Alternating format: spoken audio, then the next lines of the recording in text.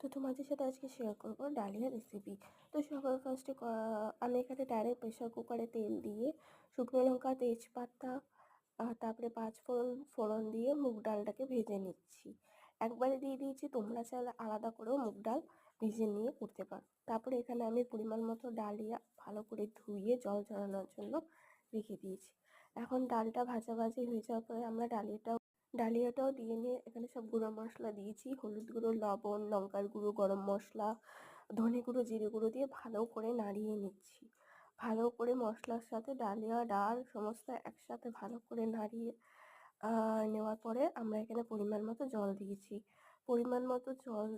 সেটা তোমরা তোমাদের পরিমাণ মতো জল দিয়ে নেবে। পরিমাণ মতো জল দেওয়ার পরে এখানে আমি কিছু ভেজিটেবল অ্যাড করেছি। তোমরা চাইলে ভেজিটেবল অ্যাডও করতে পারো, ইচ্ছা না হলে নাও করতে পারো। এখানে সমস্ত যা যা ঘরোয়া উপকরণ সব দিয়ে এখন এটাকে আমরা সিটি দিয়ে বসিয়ে দিব। যখন এটা হয়ে যাবে তারপরেই আমাদের ডালিয়া রেডি। ভিডিওটা এই পর্যন্ত ভালো লাগলে লাইক, কমেন্ট, শেয়ার করে দিও। আর কাঁচা লঙ্কা লাস্টে চিড়ে দিয়েছি। Thank you.